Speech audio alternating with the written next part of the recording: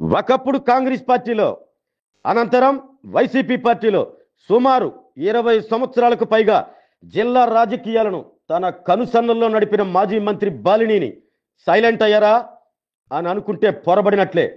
జిల్లా రాజకీయాల్లో ఓ వెలుగు వెలిగి ప్రస్తుతం హైదరాబాద్కే పరిమితమైన బాలినేని భవిష్యత్ రాజకీయంపై వ్యూహరచనలో ఉన్నాడా?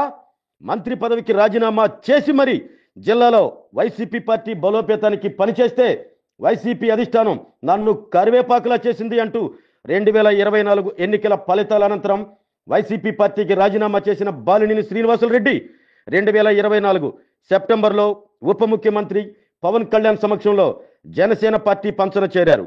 బాలినేని జనసేన పార్టీ చేరిక సమయంలో ఒంగోలు నగరంలో ఫ్లెక్సీల రగడ, నాయకుల మధ్య దూషణల పర్వం కొనసాగింది.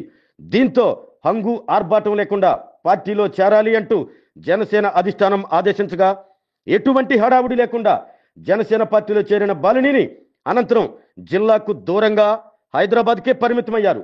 సుమారు 5 నెలలుగా సైలెంట్ గానే ఉన్నారు. 2024 ఎన్నికల ముందు ఇవే నా చివరి ఎన్నికలు అని బాలినేని అన్న మాటలతో బాలినేని రాజకీయాలకు దూరం అవుతున్నారు అనుకున్నారు కొందరు. కానీ రాజకీయ వ్యూహరచనలో బాలినేని దిట్ట.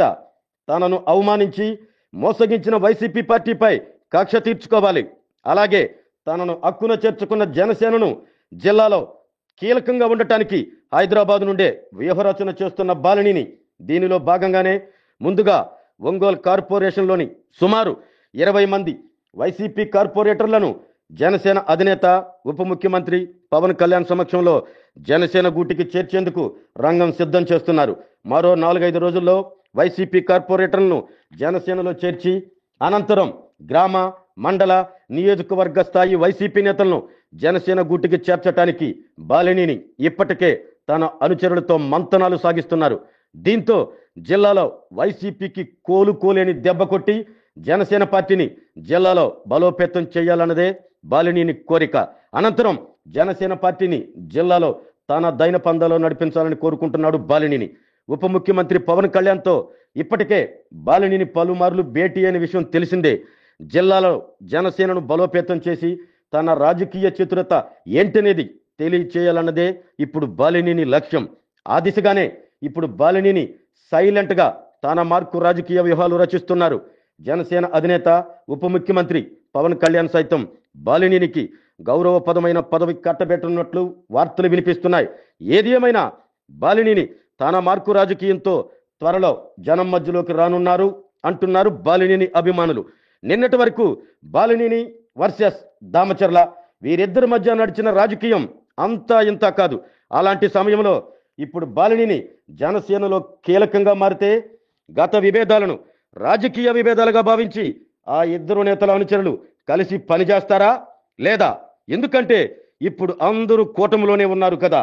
ఇప్పుడు అందరినీ ఆలోచింప చేస్తున్న ప్రశ్న ఒక్కటే, అన్ని విభేదాలు పక్కన పెట్టి కలిసికట్టుగా రాజకీయం చేస్తారా లేక ఎప్పటిలాగానే ఎడమొహం పెడమొహంగా ఉంటారా?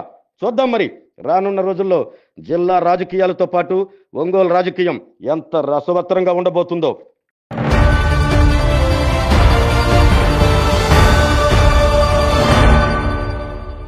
MHR function hall AC, TDP office దగ్గర, గుంటూరు రోడ్, ఒంగోలు. మీ ఇంటి వివాహాది వేడుకలు, నిశ్చయ తాంబూలాలు, రిసెప్షన్, బర్త్డే పార్టీలు, వ్రతాలు, బిజినెస్ కాన్ఫరెన్స్ మీటింగ్స్ మొదలైన అన్ని రకాల ఫంక్షన్స్ కు అత్యాధునిక వసతులు కలిగిన ఎంహెచ్ఆర్ ఫంక్షన్ హాల్. మీ ఇంటి కళ్యాణ వైభోగానికి మా అందమైన కళ్యాణ వేదికలో మీ ఆనందాన్ని రెట్టింపు చేసుకోండి. మా ప్రత్యేకతలు: సువిశాలమైన కళ్యాణ వేదిక, కిచెన్ మరియు డైనింగ్ హాల్, సువిశాలమైన పార్కింగ్ మరియు జనరేటర్ సౌకర్యం కలదు. బుకింగ్స్ కొరకు సంప్రదించండి. MHR function hall AC, TDP office దగ్గర, గుంటూరు రోడ్, ఒంగోలు.